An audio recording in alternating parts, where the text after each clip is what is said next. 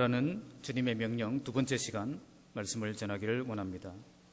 오늘 이 말씀은 제자를 삼으라는 주님의 지상 명령이 담긴 말씀입니다. 주님은 세상을 떠나시기 전에 제자들을 향해 이제는 너희가 제자를 삼아야 된다고 명령하셨습니다. 그 명령을 들었던 제자들은 부활의 주님을 만나 경배하는 그 감격은 있었지만 아직도 온전히 믿지 못하고 의심하고 갈등하던 연약한 사람들이었습니다. 그러나 우리 주님은 그런 그들을 향해서 하늘과 땅의 모든 권세를 가지신 주님이 함께 하실 것을 약속하며 이제는 갈등하지 말고 머뭇거리지 말고 나아가서 제자를 삼아야 된다고 명령하셨던 것입니다. 내가 이렇게 약한데, 내가 이렇게 부족한데, 내가 이렇게 무너져 있는데 그래도 주님을 신뢰하며 나아가야 된다고 말씀하고 있는 것입니다. 제자를 삼는 것은 나와 똑같은 그리스도인을 만드는 것입니다. 그들은 먼저 주님을 닮기 이전에 나를 먼저 닮을 것입니다. 그래서 바른 복음을 전하는 것보다 더 중요한 것은 바른 삶을 보여주는 것입니다. 내가 참된 제자의 길을 걸어갈 때에 나를 통해 영향을 받은 그들도 참된 제자의 길을 걷게 될 것이기 때문에 그렇습니다. 그러면 우리가 어떻게 제자를 삼아야 되겠습니까? 주님은 제자를 삼는 방법을 우리에게 말씀해 주셨습니다. 그 방법이 오늘 19절, 20절에 잘 나와 있습니다. 우리말 성경에는 동사가 4개가 나오는데 원문은 명령형 동사가 1개 나오고 나머지 3개는 그 명령형 동사를 수식하는 분사형으로 되어 있습니다. 여기서 1개의 주동사는 제자를 삼으라는 명령입니다. 나머지 너희는 가서 세례를 주고 가르쳐 지키게 하라. 이 명령은 명령형 동사를 수식하는 분사형으로 되어 있습니다. 그래서 이것을 연결해서 다시 번역하면 너희는 가면서 제자를 삼고 세례를 주면서 제자를 삼고 가르쳐 지키게 하면서 제자를 삼으라. 이렇게 번역이 되겠습니다. 그러니까 제자를 삼기 위해 가야 되고 세례를 줘야 되고 가르쳐 지키게 해야 한다는 것입니다. 제자를 삼는 방법은 우리가 결정하는 것이 아닙니다. 주님이 원하시는 방법이 있다는 것입니다. 주님이 원하시는 방법이 바로 가면서 제자를 삼고 세례를 주면서 제자를 삼고 가르쳐 지키게 하면서 제자를 삼는 것입니다. 특히 제자를 삼는다는 것은 우리가 선생이 된다는 것입니다. 선생이 된다는 것은 그 분야의 전문가가 되는 것입니다. 주님은 제자를 삼는 일에 우리로 하여금 전문가가 되기 위해 가장 좋은 방법을 가르쳐 주신 것입니다. 바로 그것이 가는 것이고 세례를 주는 것이고 가르쳐 지키게 하는 것입니다. 그래서 정말 제자 삼는 사역을 잘 감당하는 그런 교회가 되려면 가는 사역에 세례를 주는 사역에 가르쳐 지키게 하는 사역에 전문가가 되어야 된다는 것입니다. 그냥 어설프게 대충 그렇게 하는 사역이 아니라 주님이 하라고 하신 이 사역을 충실하게 잘 감당하여 제자를 삼는 사역을 잘 감당하는 우리 교회가 되어야 할 것입니다. 그러면 첫 번째로 우리가 보아야 할 것은 가는 사역의 전문가가 되어야 됩니다. 19절 함께 읽겠습니다. 시작. 그러므로 너희는 가서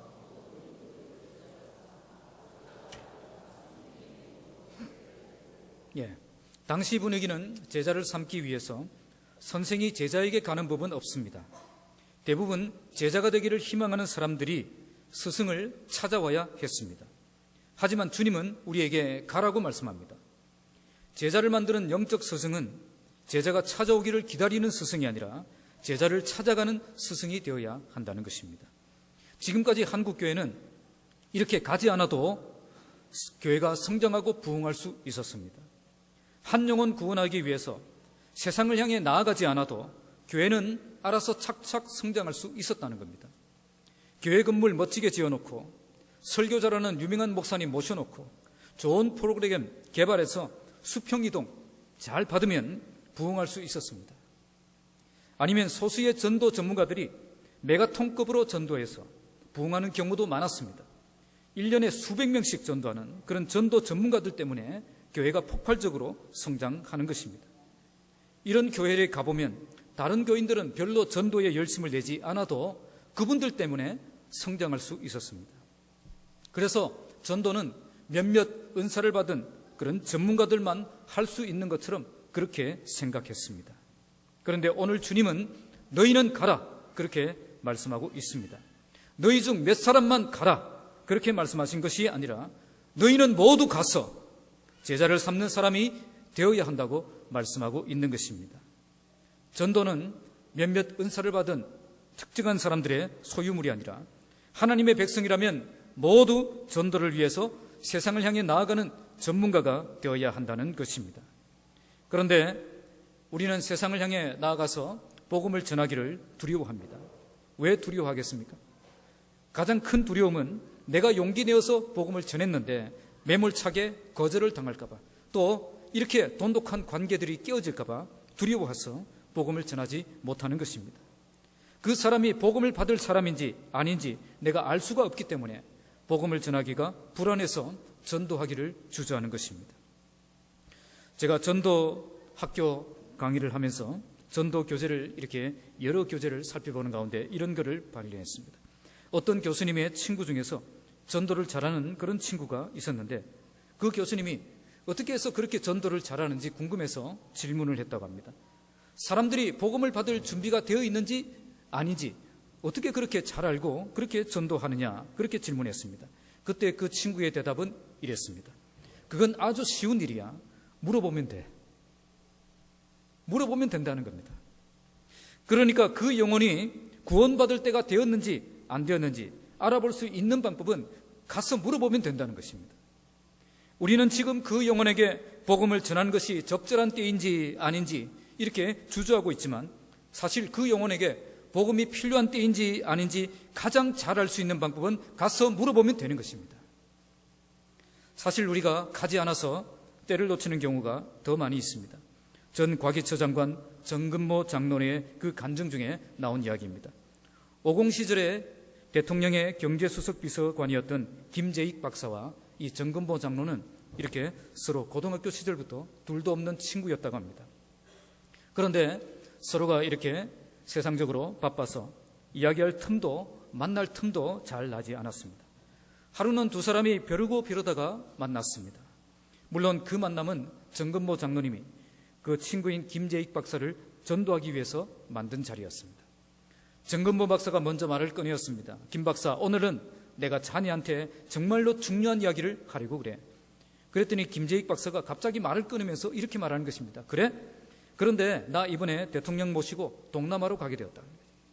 정근모 장로는 갑자기 김재익 박사가 엉뚱한 이야기를 하는 바람에 전도의 주제를 놓쳐버리고 말았습니다. 그래, 나도 이번에 중국의 문이 열려서 가게 되었다. 예, 그러면 자네는 동남아 갔다 오고 나는 중국 다녀와서 그 뒤에 또 한번 만나세요. 예, 그렇게 이야기하고 끝냈습니다.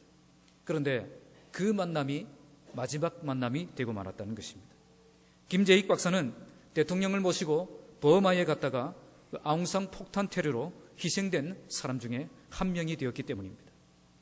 중국에서 그 소식을 들은 정근모 장로는 출국 전에 김재익 박사를 만났을 때 그때 복음을 전하지 못했던 것을 가슴을 치며 지금까지도 후회하고 있다는 것입니다. 우리 주변에는 영생 얻기로 작정된 영혼들이 정말 많이 있습니다. 우리가 복음만 제대로 전하면 그들은 모두 예수 믿고 구원받을 수 있는 사람들입니다. 우리가 가서 물어보기만 하면 어떤 사람들이 예수 믿고 구원받을 수 있는 영혼들이지 알 수가 있다는 것입니다. 그래서 가서 복음을 전하는 그 일은 결코 내일로 미룰 수 없는 중요하고 긴박한 일인 것입니다.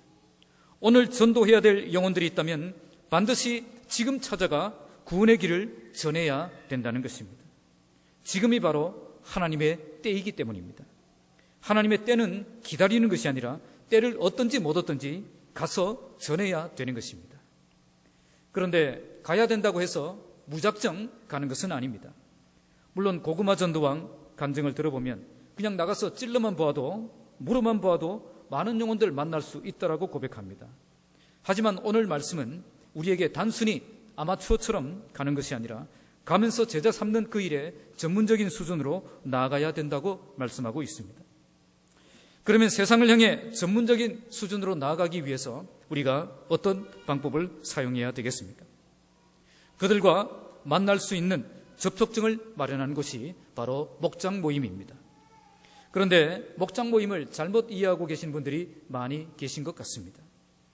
목장 모임은 그들에게 가기 위해서 만든 곳인데 음식 차려놓고 오기를 기다리는 그런 분들이 많이 있더라는 것입니다. 목장 모임을 했는데 왜 영혼 구원의 역사가 일어나지 않는가? 이렇게 생각하는 분들이 혹시 계십니까? 이렇게 목장 모임을 하면 관계 전도가 잘 된다고 하더니 아무리 목장 모임 해도 관계 전도는 고사하고 있던 사람들도 줄어들더라. 그런 목장은 없는지 모르겠습니다. 그것은 목장 모임을 잘못 이해하고 계셔서 그런 것입니다. 목장 모임은 음식 차려놓고 기다리는 곳이 아닙니다. 목장 모임은 불신자를 향해 다가가는 곳입니다. 그러기 위해서 우리가 VIP를 작정하고 기도하는 것입니다. 그런데 VIP를 작정하고 기도한 뒤에 마냥 기다리고 있는 분들이 많습니다. 기다리면 되는 것이 아니라 가야 된다는 것입니다. 그러면 어떻게 그들에게 가야 되겠습니까? 올해도 우리가 VIP 작정하고 초청주의를 이렇게 하려고 하는데 잘 들으시고 목장들마다 초청주의를 잘 준비하시고 꼭 성공하시기 바랍니다. 먼저 VIP를 선정합니다. 자기 주변에서 만나는 불신자 중에서 한 명씩 모든 목원들이 제출합니다. 그리고 목장 모임에서 함께 의논하고 그 중에서 가장 가능성이 있는 그 사람 3명으로 압축해서 최종 결정합니다. 그 다음엔 뭘 해야 되겠습니까? 무작정 목장 모임에 오라고 초청하면 안 됩니다. 이건 초보적인 방법입니다. 그들을 목장 모임에 초청하기 이전에 먼저 그들을 섬겨야 되는 것입니다. 이게 그들에게 전문적인 수준으로 가는 것입니다. 최소한 그들을 일주일에 한 번 정도는 만나고 그들의 필요를 파악한 뒤에 그들을 정성껏 섬겨야 되는 것입니다. 그런데 VIP를 찾아갈 때에도 전문적인 수준으로 찾아가야 됩니다. 그들과 만날 때 최소한 다른 목원 1명은 데리고 가는 것입니다. 그리고 다음번에 갈 때는 다른 목원 1명을 또 데리고 가는 것입니다. 이런 식으로 해서 목장에 초대하기 이전에 먼저 모든 목원들의 얼굴을 익히게 만드는 것입니다. 그리고 특별한 어려움이 생기면 모든 목원들이 함께 달라들어서 합동작전으로 섬기는 것입니다.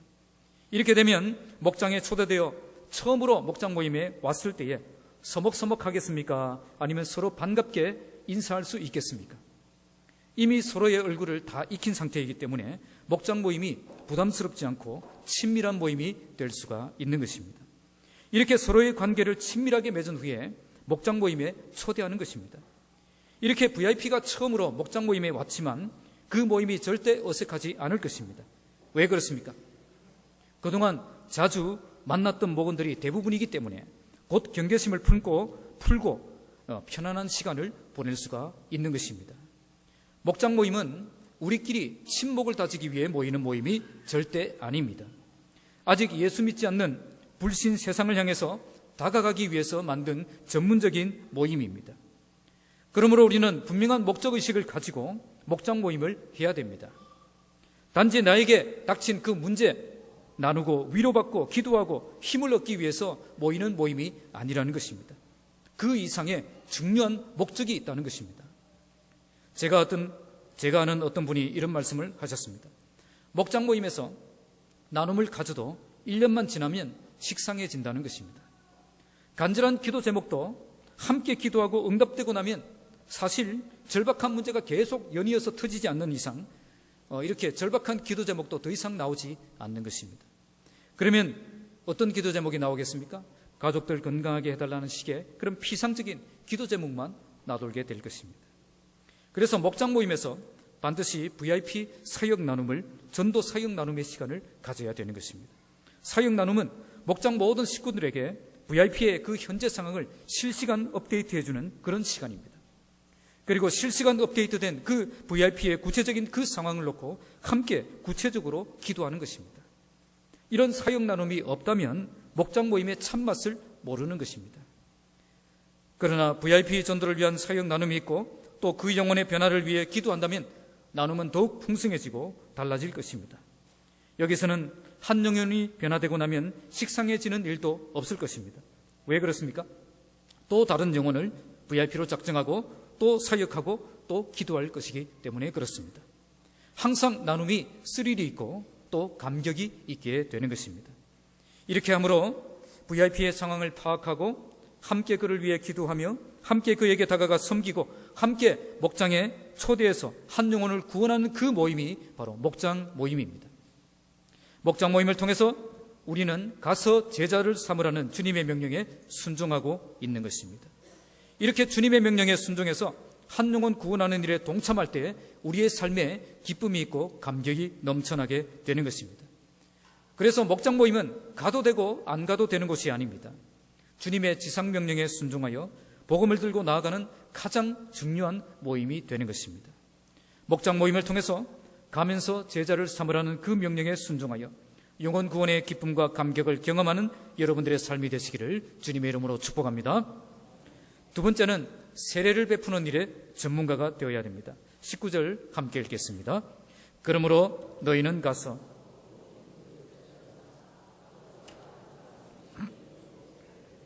오늘 말씀은 아버지와 아들과 성령의 이름으로 세례를 베풀고 그렇게 말씀합니다. 원문은 아버지와 아들과 성령의 이름으로 세례를 베풀면서 제자를 삼으라는 뜻이 되겠습니다.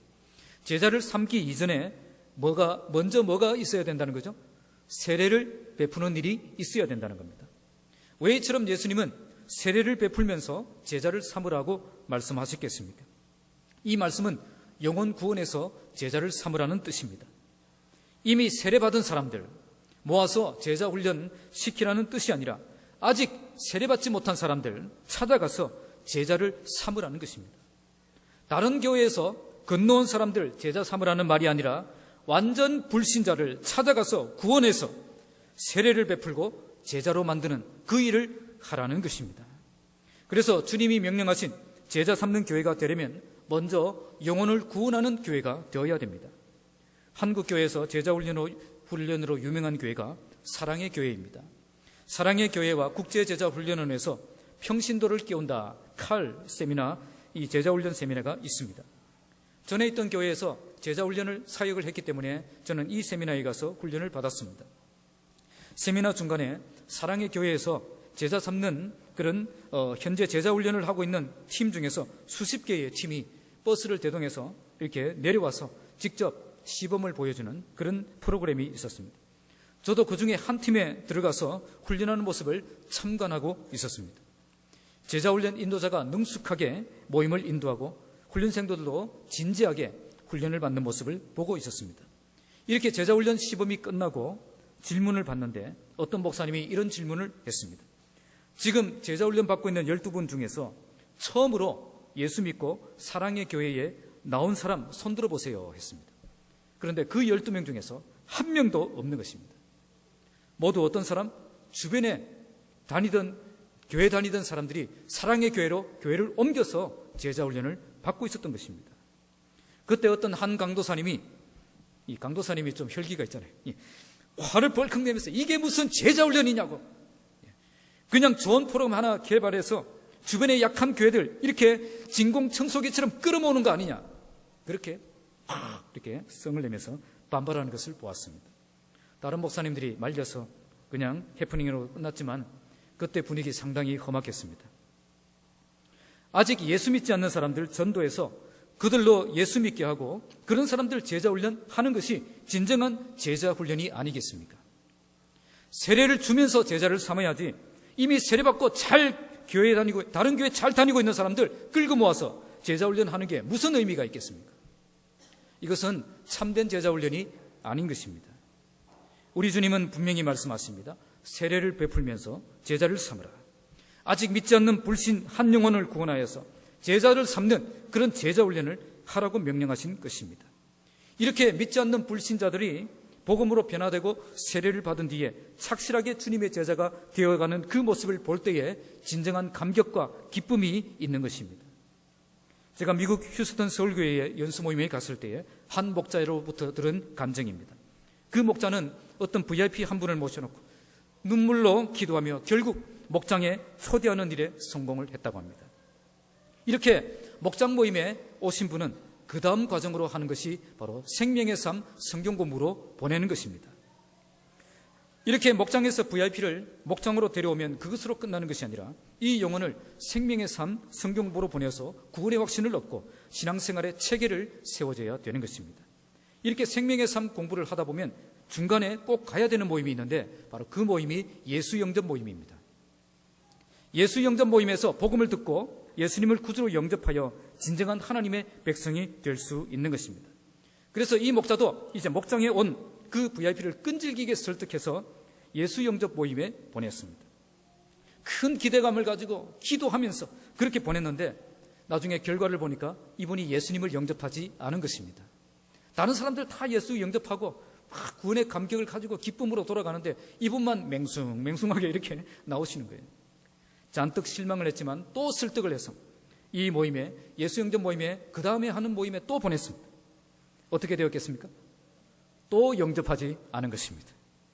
자기는 도무지 성경 말씀이 믿어지지가 않는다는 것입니다. 2번이나 예수 영접 모임에 보냈는데 아무런 변화가 일어나지 않았던 것입니다. 이 목자도 잔뜩 실망했을 뿐 아니라 그 VIP도 너무 미안해서 목자를 만나기가 겁났다고 합니다. 예수 영접 모임이 끝나면 목자가 이 VIP를 이 식당으로 데려가서 식사 대접을 한다고 합니다. 잘 들으세요, 우리 목자 목녀들. 이제 예수 영접 모임에 갔던 그 분들을 이렇게 식당으로 초대해서 목자가 식사 대접을 합니다. 이번에도 예수님을 영접하지 않아서 목자는 잔뜩 실망을 했지만 그날따라 이렇게 목자에게 그 마음이 들었다고 합니다. 오늘은 절대 불편한 기색 보이지 않고 휴스턴에서 제일 좋은 식당에 데려가서 극진히 대접하자. 그래서 그날 제일 비싼 식당에, 휴스턴에서 제일 비싼 식당에 데려가서 그렇게 대접을 했다고 합니다. 속으로는 이 잔뜩 실망이 되고 또 걱정도 되었지만 그래도 그 영혼 사랑하고 아끼는 마음으로 계속 이렇게 섬겨주었던 것입니다. 이때 그 VIP가 감동을 받은 것입니다. 자기는 이번 일 때문에 서로 관계가 불편해질 줄 알았는데 도리어 더 따뜻하게 대해주니까 마음이 열린 것입니다. 그래서 이번엔 목자가 부탁도 하지 않았는데 한 번만 더 예수 영접 모임에 자기가 나아가 보겠다고 그렇게 자기 입으로 약속을 하는 것입니다. 그런데 그렇게 참여한 그 모임에서 예수님을 구주로 영접한 거예요. 목사님이 전가하는 그 말씀 하나하나가 복음이 가슴에 팍 와닿으면서 예수님이 믿어질 뿐 아니라 그 주체할 수 없는 그 하나님의 은혜 때문에 회개 기도까지 터진 것입니다. 그래서 예수 영접 모임 끝나고 다른 사람들 다 돌아갔는데 이 사람은 혼자 무릎을 꿇고 앉아서 1시간 동안 그렇게 눈물로 회개하더라는 거죠. 목자가 그 모습 보면서 얼마나 감격이 되었겠습니까? 이렇게 눈물로 기도하며 정성을 쏟았던 그 한 영혼이 변화가 되어서 자녀가 되는, 하나님의 자녀가 되는 그 모습을 볼 때 얼마나 감격이 되고 감사가 되고 찬송이 넘쳐났겠습니까? 이렇게 생명의 삶을 수료하고 예수 영접 모임에서 예수님을 구주로 영접한 사람은 세례를 받을 수 있습니다. 나중에 이분이 세례를 받는데 목자도 울고 목원들도 울고 전 교인이 세례를 간증을 듣는 모든 교인들이 눈물바다가 되었다는 것입니다. 이렇게 세례를 베풀면서 제자를 삼는 것이 바로 주님이 명령하신 제자훈련 방법입니다.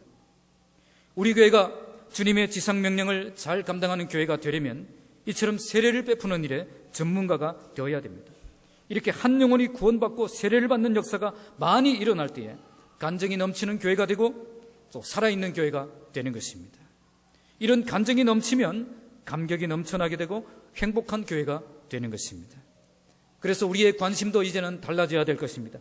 지난 한 해 동안 우리 교회에 몇 명이나 등록했습니까? 이게 아니라 우리 교회를 통해서 몇 명이나 구원받고 몇 명이나 세례를 받았습니까? 이게 우리의 관심이 되어야 될 것입니다.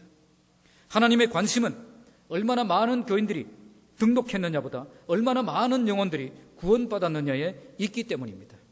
그래서 다른 교회에서 이렇게 이동하는 그런 신자들이 아니라 정말 아직도 믿지 않는 불신자들에게 우리가 나아가서 그 불신 영혼들이 변화되어서 세례를 받는 그런 진정한 제자 훈련을 잘 감당하여서 주님이 주신 은혜와 감격이 충만한 우리 교회가 되기를 주님의 이름으로 축복합니다. 마지막 세 번째는 가르쳐 지키게 하는 사역의 전문가가 되어야 됩니다. 20절 함께 읽겠습니다. 내가 너희에게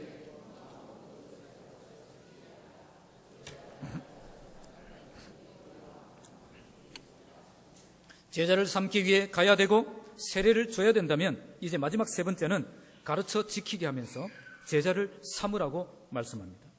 진정한 제자로 세우기 위해서 주님이 분명하신 모든 것을 가르쳐 지키게 해야 한다는 것입니다. 가서 복음 전하고 변화된 그 사람, 세례받은 그 사람에게는 신앙교육이 필요하다는 것입니다. 저도 이전 교회에서, 사랑의 교회에서 제자훈련 사역에 했던 그 사역에 직접 참여했던 사람입니다. 80년도 중반에 나온 이 제자훈련은 한국교회에 엄청난 영향력을 끼쳤습니다. 많은 목회자들이 제자훈련의 중요성을 깨닫고 제자훈련 교재를 만들어서 제자훈련을 실시했습니다. 그렇게 함으로 많은 성도들의 신앙이 성장하는데 큰 도움이 되었습니다.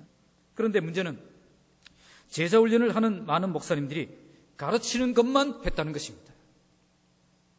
제자훈련과 성경공부가 구분이 되지 않을 정도로 성경공부식 제자훈련을 했다는 것입니다.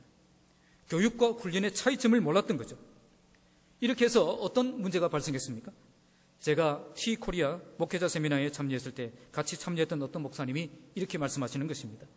제자훈련으로 제자가 안 됩니다. 확신 있게 이야기하더라고요. 이게 무슨 말이죠? 그들의 삶이 변화되지 않는다는 것입니다. 그러나 이것은 제자훈련이라는 형식은 가지고 있었지만 사실 성경 공부만 했기 때문에 일어난 일입니다. 주님은 가르쳐서 제자를 삼으라고 하지 않았습니다. 오늘 본문을 잘 보세요. 가르쳐 어떻게 하라고요? 지키게 함으로. 가르쳐 지키게 함으로 제자를 삼으라고 명령하셨습니다. 그러니까 삶의 변화가 없는 제자훈련은 엉터리 제자훈련이고 실패한 제자훈련이라는 것입니다. 지식적으로는 성장했는지 몰라도 인격과 삶에는 변화가 없었던 것입니다. 그래서 지금 한국교회가 세상 사람들로부터 지탄의 대상이 되고 있는지 모르겠습니다. 제자훈련의 실패가 결국 한국교회의 실패가 된 것입니다. 우리 교단에서는 신대원 졸업 10년차가 되는 그 목사님들을 재교육하는 그런 프로그램이 있습니다. 저도 이게 원래 4번 가야 되는데 시간이 없어서 1번밖에 못 갔습니다. 그래서 아직 수료를 못 했습니다. 시작만 하고 수료를 못 했는데 그 수업에 처음 갔을 때에 그때에 유해무 교수님과 학생들과 토론이 있었습니다. 어떤 토론이냐면 유해무 교수님이, 이 발음이 왜 이리 어렵죠? 유해무 교수님이 교의학을 가르치시니까 교리 교육이 얼마나 성도들의 삶을 변화시킬 수 있느냐 하는 그런 문제로 토론을 하고 있었습니다. 이때 목회 10년의 경험을 가진 목사님들이잖아요. 다 이제 신대원 졸업한 지 10년이 된 목사님들. 그 10년의 경험에 의해서 나온 결론은 딱딱한 교리 교육으로 사람이 변하지 않더라 하는 그것이 대부분이었습니다. 도리어 딱딱한 교리 교육을 통해서 사람들이 성경 공부를 더 지겹게만 생각하는 부작용이 있더라는 것입니다. 여기에 유해무 교수님이 실망을 하고 지겹기도 하고 또 사람을 크게 변화시키지는 못하지만 그래도 교리 교육은 우리가 놓칠 수 없는 것이고 꼭 해야 되는 것이다. 그렇게 결론이 내려져 가고 있었습니다. 그때 제가 이런 질문을 했습니다. 교수님, 사람을 변화시키기 위해서 교리 교육을 하는 것입니까? 아니면 하나님이 변화시키신 그 사람을 위해 교리 교육이 필요한 것입니까? 여러분은 어떤 것이 맞다고 생각하십니까? 교리 교육의 목적이 사람의 변화입니까? 아니면 거듭나고 세례받고 변화된 그 사람을 위해서 교리 교육이 필요한 것입니까? 대표적인 예로 저희 어머니 이야기를 했습니다. 김덕봉 목사님의 저서인 기독교 신앙의 본질이라는 책을 저희 어머니에게 선물로 드렸습니다. 제가 오늘 참 정신이 없는 모양입니다. 제가 그 책을 가져오려고 아침까지 생각을 했는데 또 깜빡하고 안 들고 왔네요. 이래 두껍습니다. 이렇게 두껍고요. 조직신학책입니다. 조직신학책인데요. 그 책을 보면 읽어야 되겠다는 생각보다는 그냥 꽂아두어야 되겠다는 생각이 더 간절하게 일어나는 그런 책입니다. 그 책을 제가 우리 목사님이 저술한 책이니까 어머니에게 선물로 택배로 보냈습니다. 보냈더니 어머니가 전화가 왔습니다. 며칠 되지 않았어요. 한 3일 되었나 지나서 전화가 왔습니다. 어머니께서 그 책 20권만 더 보내라. 그렇게 이야기를 하시는 거예요. 그게 왜 그러냐니까 너무 재미가 있어서 단숨에 3번을 다 읽었다는 거예요. 아니 그 책이 어떻게 그렇게 재미가 있었냐고 그렇게 제가 물었습니다. 제가 이해가 안 돼서 저도 지겨워서 읽기 힘든 그 책을 어떻게 어머니 그렇게 재미있게 그렇게 읽으셨냐고 물었더니 자기가 지금까지 신앙생활하면서 궁금했던 거 다 여기 있더라는 거예요. 지금까지 궁금했던 것 어디 물어봐도 대답도 안 해주고 어디 궁금해서 물어볼 수도 없는 그런 이야기들이 보니까 그런 내용들이 여기에 다 있더라는 거예요. 교리 안에 다 있더라는 겁니다. 그래서 어머니가 이 책을 나만 읽어서는 안 되겠다. 그래서 친구들한테 다 선물을 해야 되겠다고 20권 보내라고. 그렇게 해서 제가 40권을 보내드렸습니다. 안 웃으시네요.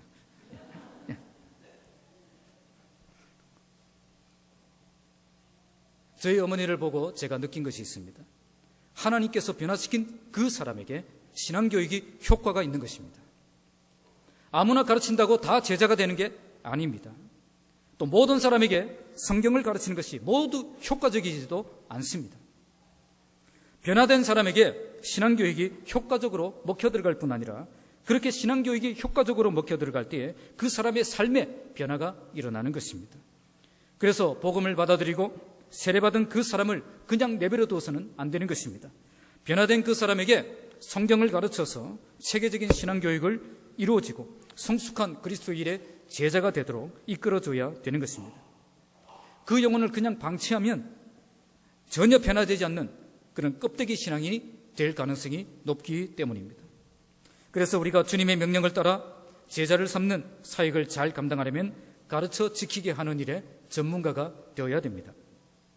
가르쳐서 끝내라고 하지 않으시고 가르쳐 지키게 하라고 하셨기 때문에 그냥 성경을 가르치고 끝나는 수준이 아니라 그들의 삶을 터치하는 성경 공부를 해야 한다는 것입니다. 가르쳐서 제자가 되는 것이 안 되기 때문에 가르치는 것을 포기하는 것이 아니라 그들의 삶을 터치하는 성경 공부를 해야 된다는 것입니다. 그래서 우리 교회에서 진행되는 모든 성경 공부 과정은 삶이라는 단어가 붙어 있습니다. 생명의 삶, 새로운 삶, 경건의 삶, 확신의 삶, 하나님을 경험하는 삶, 이렇게 삶 공부를 하고 있습니다. 생명의 삶은 불신자들이 예수 믿도록 도와주고요, 기존 신자들은 구원의 확신을 얻고 신앙생활의 기본을 정리해주는 공부입니다. 새로운 삶은 생명의 삶을 통해서 구원받은 사람의 가치관을 성경적으로 새롭게 재조정해주고 그들이 처음으로 소속된 목장 모임에서 어떻게 공동체 생활을 해나갈 것인가를 배우게 됩니다. 구원의 확신을 얻고 가치관이 새롭게 조정된 성도들이 이 경건의 삶 공부를 통해서 경건의 훈련을 받게 됩니다. 경건의 훈련이 끝나면 내 주변에서 일하시는 그 하나님을 경험하는 그 삶에 대해서 공부를 하게 됩니다. 이렇게 기본적인 과정이 끝나면 좀 더 확장된 선택 과정들을 만들어서 자기가 배우고 싶은 분야의 성경 공부를 하게 됩니다. 삶 공부는 불신자 한 사람을 전도해서 그리스도의 제자로 세우는 과정을 염두에 두고 개발된 성경 공부 프로그램입니다. 이렇게 일관된 그런 일관성 있는 단계별 성경 공부를 통해서 완전한 불신자 한 사람이 균형 잡힌 그리스도인으로 성장하게 되는 것입니다. 이렇게 함으로 가서 제자를 삼아 세례를 준 그 사람을 가르쳐 지키게 하는 제자 훈련을 할 수가 있는 것입니다. 우리 교회도 이제 상공부 시리즈로 성경 공부를 하고 있습니다. 생명의 삶 1기가 끝났고 이제 2기가 이번 가을에 시작됩니다. 생명의 삶 수료하신 분들에게 새로운 삶 공부가 개설되었습니다. 계속 많은 분들이 동참해서 성경 공부 과정을 통해서 성숙한 그리스도인으로 양육하는 그런 우리 교회가 되기를 바랍니다. 우리 교회가 한 영혼 구원하여서 제자를 삼기 위해 불신자 한 사람을 향해서 나아가고 그래서 복음을 전하고 세례를 주고 가르쳐 지키게 함으로 성숙한 그리스도인으로 성장하게 하는 그 사역을 잘 감당하여서 주님 오시는 그날까지 지상명령을 충실하게 잘 감당하는 교회로 세워지기를 주님의 이름으로 축복합니다. 말씀을 맺겠습니다. 오늘 말씀은 주님이 마지막으로 명령하신 지상명령을 우리에게 보여줍니다. 제자를 삼으라는 명령은 우리가 스승이 되라는 명령입니다. 스승이 된다는 것은 제자를 훈련시키는 전문가가 된다는 것입니다. 어떤 일에 전문가가 되어야 되겠습니까? 오늘 본문은 3가지로 말씀합니다. 가는 일에, 세례를 주는 일에, 가르쳐 지키게 하는 일에 전문가가 되라고 말씀합니다. 우리 교회에서는 지상명령을 감당하기 위해서 이 3가지 사역에 집중하게 될 것입니다. 먼저 가는 일은 목장 모임에서 하게 됩니다. 또 세례를 베푸는 일은 생명의 삶 공부와 예수 영접 모임을 통해서 변화된 VIP를 주일 예배를 통해서 하고 있습니다. 그리고 이렇게 변화된 사람들을 가르쳐 지키게 하기 위해서 삶 공부 시리즈로 공부를 하게 됩니다. 우리 교회 목장 모임이 불신 영혼에게 다가가서 그들에게 예수님을 보여주는 가족 공동체가 되기를 바랍니다. 우리 교회 주일 예배가 목장을 통해 전도된 영혼들이 계속 몰려와서 세례를 받고 하나님의 백성이 되어 하나님을 예배하는 감격적인 현장이 되기를 바랍니다. 또한 우리 교회 삶 공부가 변화된 그들을 성숙한 하나님의 사람으로 세우는 성경 공부가 되기를 바랍니다. 이렇게 우리 교회가 목장 모임을 통해서 모두 세상을 향해 나아가고 주일 예배를 통해서 세례를 베풀고 삶 공부를 통해서 가르쳐 지키게 하는 그 사역을 통해서 주님이 마지막으로 명령하신 지상명령을 잘 감당하는 교회가 되는 것입니다. 우리가 주님의 지상명령에 순종하는 삶을 살기 위해서 이 세 가지 사역에 열심히 동참해야 될 것입니다.